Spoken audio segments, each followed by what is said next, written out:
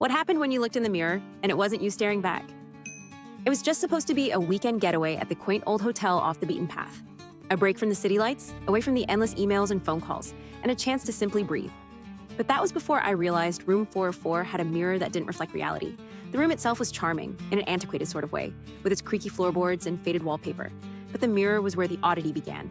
It was an ornate piece, standing tall near the window, its edges gilded and intricate.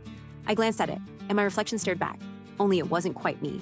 My hair was parted on the wrong side, and my shirt logo was reversed. I laughed it off as an old mirror's quirk. That night, I fell asleep after a few glasses of wine, hoping to drown out the unsettling vibe. It was around 2 a.m. when I woke up to a soft tapping sound.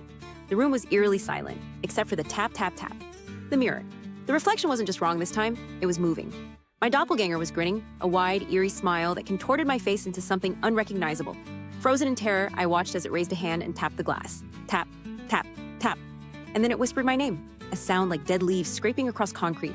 I wanted to scream, but the sound lodged in my throat. I scrambled out of bed, my eyes locked on the mirror.